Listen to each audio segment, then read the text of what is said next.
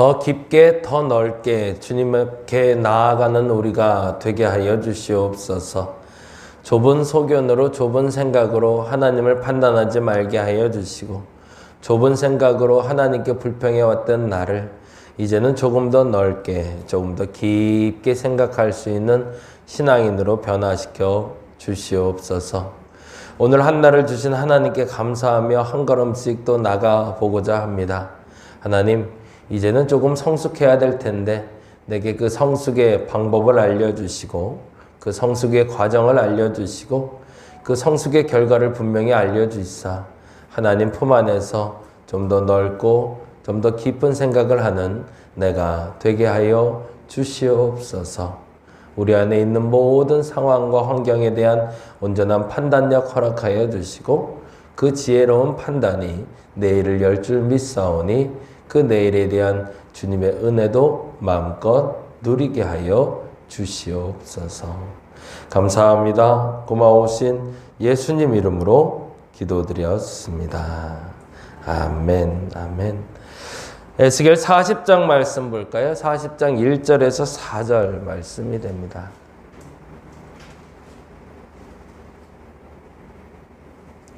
에스겔 40장 1절에서 4절까지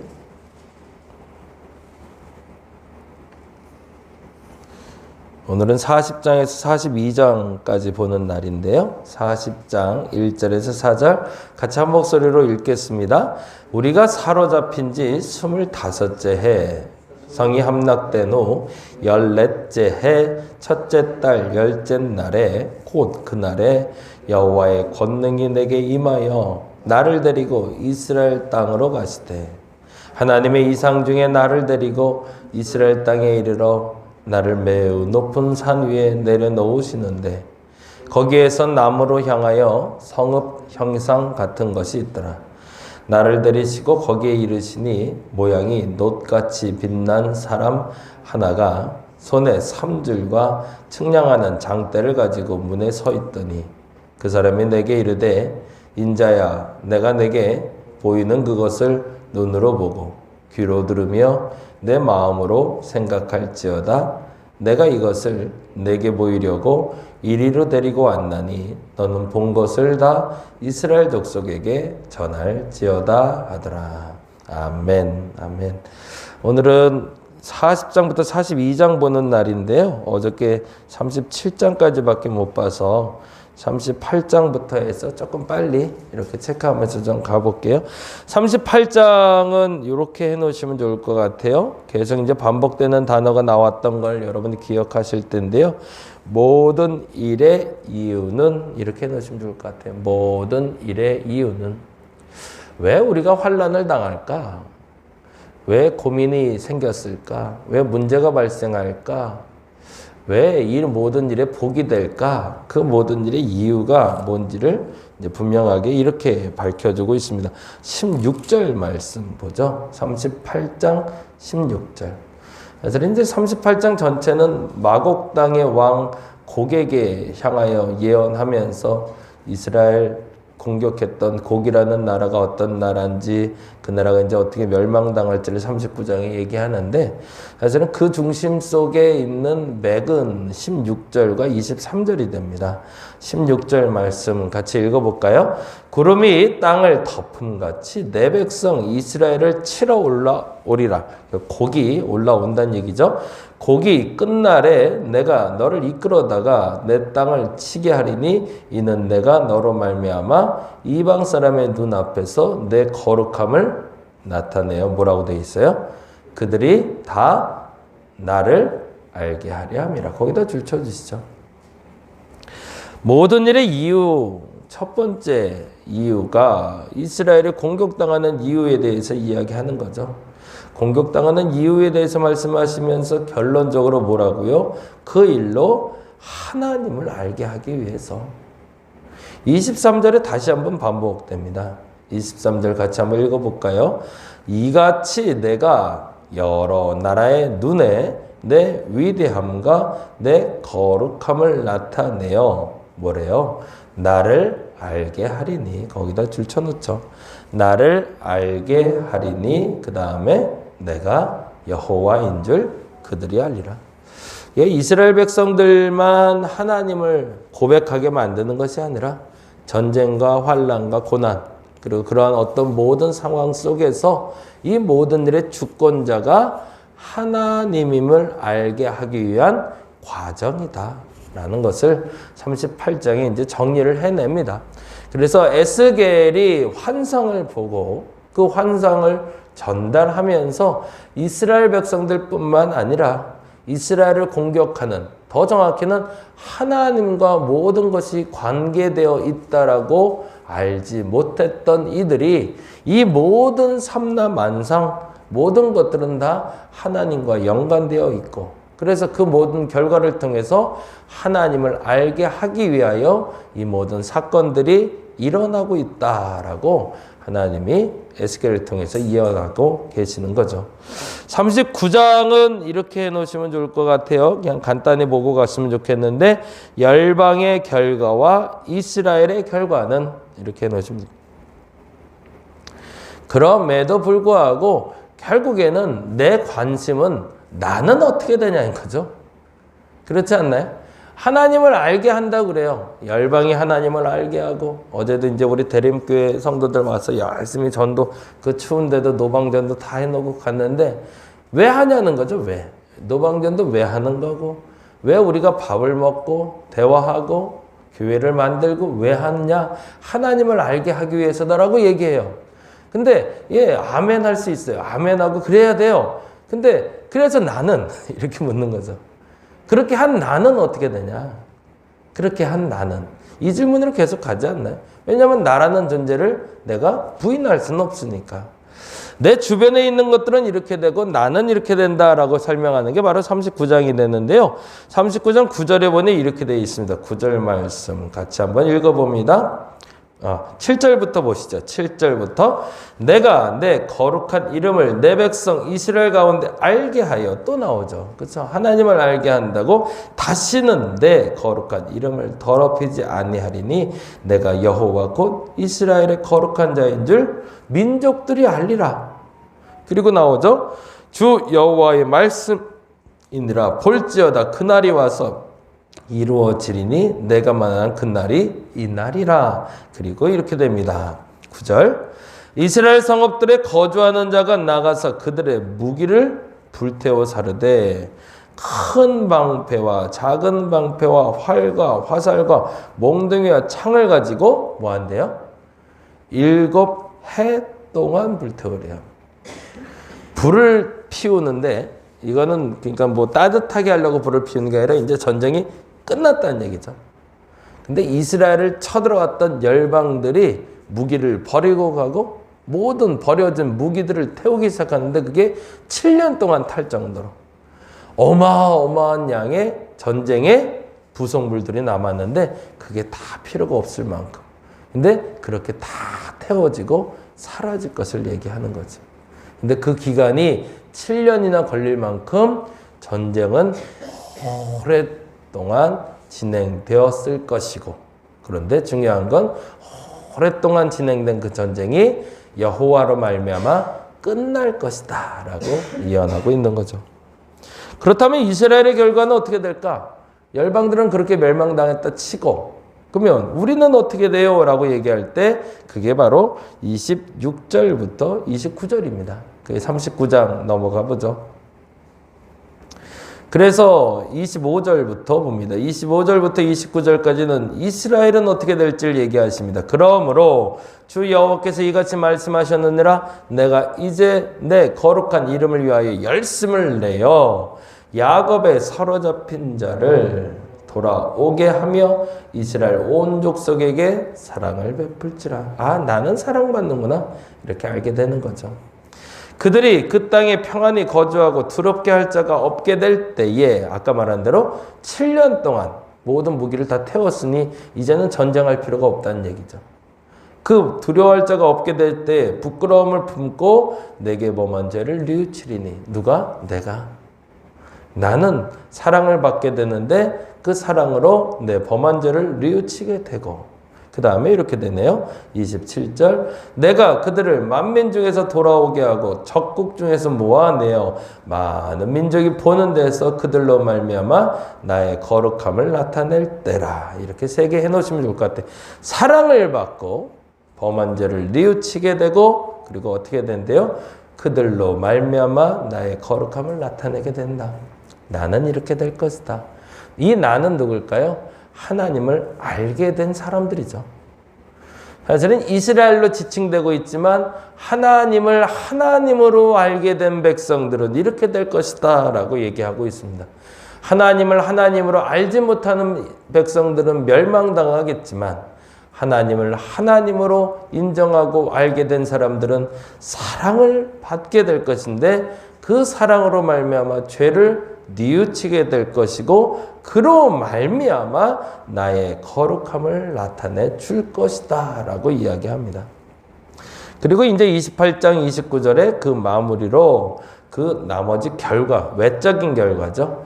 25, 26, 27이 내적인 결과라면 28, 29는 외적인 결과로 이렇게 얘기합니다.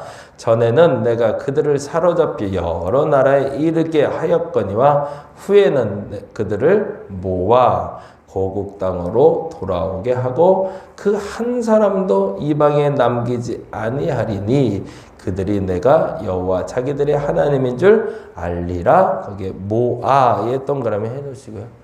하나님은 흩어버리기도 하시고 모으기도 하시는 하나님인데 그로 말미암아 외적으로 하나님을 알게 되는데 하나로 모이게 된다라는 거죠. 그리고 29절에 이렇게 얘기합니다. 내가 다시는 내 얼굴을 그들에게 가리지 아니하리니 이는 내가 내 영을 이스라엘 족속에 쏟았음이라. 주 여호와의 말씀이라. 내적으로는 사랑을 받고 범한 죄를 뉘우쳐 거룩하게 된다면 외적으로는 그렇게 된 사람들이 한 곳에 모이게 될 것이다 라고 얘기합니다. 그게 39장의 열방의 결과와 이스라엘의 결과를 얘기했다면 이제 40장이 오늘 이제 주제로 잡은 말씀인데요. 에스겔이 들은 말씀은 이렇게 해놓으시면 좋을 것 같아요. 에스겔이 들은 말씀은 제가 예언서 보면서 늘 얘기 드렸던 말씀이 여기 아예 그냥 딱 단도직입적으로 적혀 있는데요. 한번 봅니다. 40장 4절 말씀. 40장 4절. 같이 한번 읽어봅니다. 그 사람이 내게 이르되 뭐라고 되어 있어요? 인자야 내가 내게 보이는 그것. 거기 보이는 그것 해놓고 그 다음에 보겠습니다.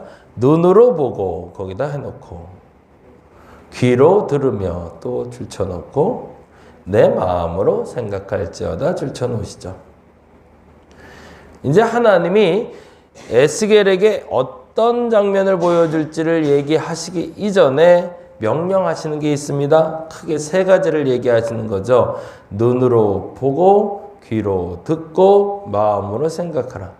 보고 듣고 깨달으라는 얘기 계속했죠. 환상을 볼 때마다 어떤 일이 벌어졌을까요? 1절 2절 한번 보죠. 1, 2, 3절 우리가 사로잡힌 지 25째 해 성이 함락되고 14째 해 첫째 날 10째 날에 곧 그날에 여호와의 권능이 내게 임하여 나를 데리고 이스라엘 땅으로 가시니 환상을 본 거죠. 바벨론에 잡혀갔던 에스겔이 환상 가운데 하고 유체이탈이 된 건지 그래서 이스라엘 먼 땅에 갔다 왔다는 거죠. 아마 꿈을 꾸었던 것 같아요.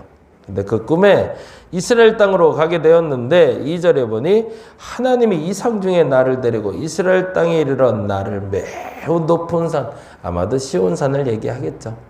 시온산에 내려 놓으시는데 거기에서 나무를 향하여 성읍 형상 같은 것이 있더라. 뭔지는 잘 모르지만 멀리 위에서 이렇게 내려보니 산 위에서 내려보니 멀리 성읍 같은 게 있어서 저게 뭔가라고 보고 있는데 그때 때마침 3절에 나를 데리시고 거기에 이르시니 모양이 놋같이 빛난 사람 거기다 줄쳐놓을게요. 누구다라고 지칭은 안 돼 있죠. 놋같이 빛난다는 걸 보면 아마도 갑옷을 입고 있었던가 아니면 빛나는 어떤 옷을 입고 있었던 것 같아요. 그렇죠? 놋같이 빛났다는 거 보니까 약간 황색 빛을 비췄겠죠. 거기까지만. 그 이상 생각할 필요 없고 네, 그런 사람이 있었다. 그런데 그 표현이 놋과 같이 빛나더라 라고 표현한 것뿐이죠. 그러니까 황금처럼 빛났나 봐요. 하나가 손에 삼줄과 측량하는 장대를 가지고 문에 섰더니 그러면 뭘 본 거죠? 한번 생각해 보면 놋같이 빛난 사람을 봤고 삼줄과 측량하는 장대를 봤죠. 그리고 나서 들은 얘기는 뭐죠? 귀로 듣고 마음으로 생각하라는 걸 들었죠. 그러면 지금부터 무슨 일이 벌어질지를 대략 예측은 할 수 있는 거죠. 놋같이 빛난 사람이 삼줄과 측량하는 장대를 든 걸 보면 뭔가 수치를 재러 가는구나 정도는 이제 추측할 수 있었던 거죠. 그리고 이제부터 잘 보고 기억해놔라 라고 얘기하는 거는 잘 보고 듣고 생각하라고 얘기합니다. 이제 깨달음을 향해 나가라는 거죠.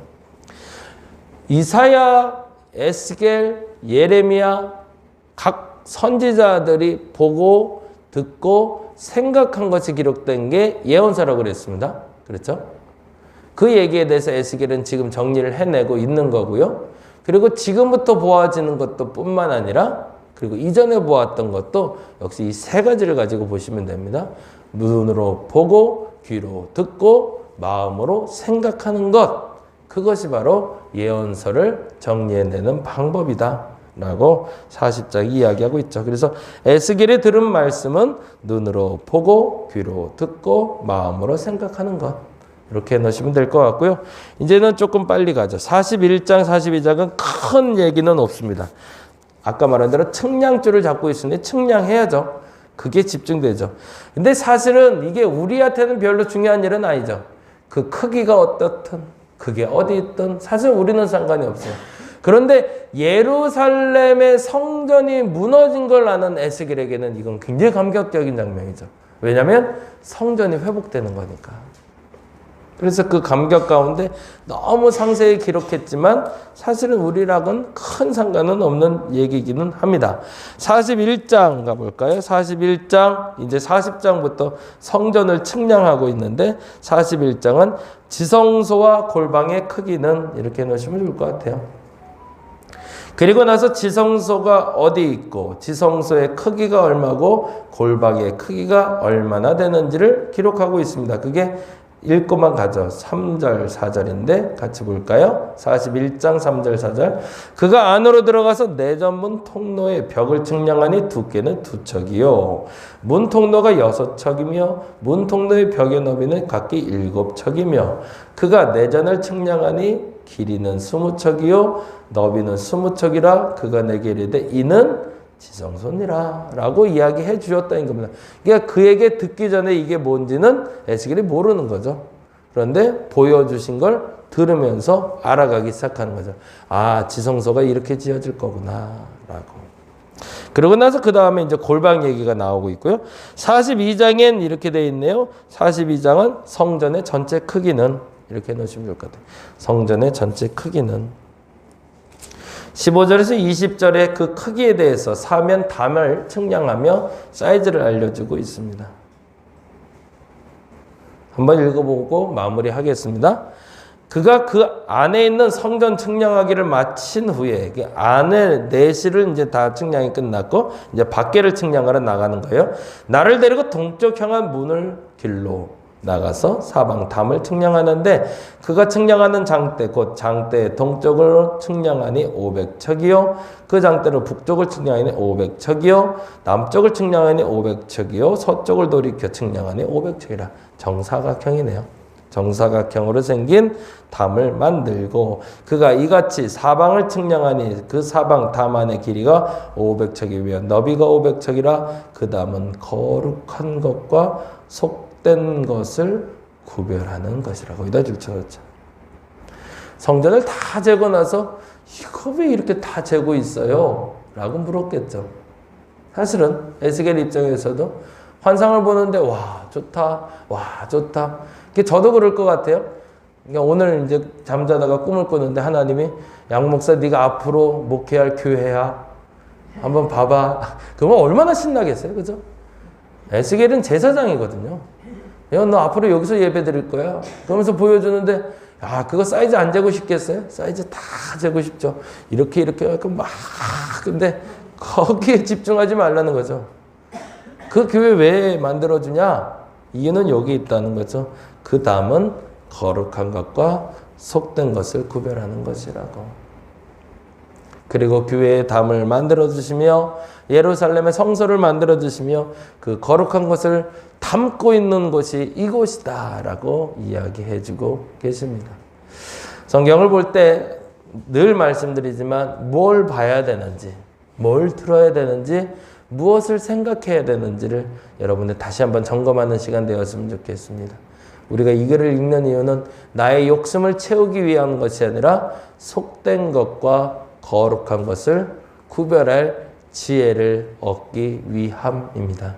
그 지혜를 얻을 수 있는 저와 여러분 되시기를 간절히 바랍니다. 기도하겠습니다. 우리에게 보여주는 모든 환상, 이상, 꿈, 그 모든 것은 거룩한 것과 속된 것을 구별하고자 하는 하나님의 목적하에 보여주신 것인 줄 믿습니다. 보게 하시는 것, 듣게 하시는 것을 잘 생각하여 속된 것과 거룩한 것을 분별하는 지혜 허락하여 주시옵소서. 감사합니다. 고마우신 예수님 이름으로 기도드렸습니다. 다 같이 기도하고 돌아가겠습니다.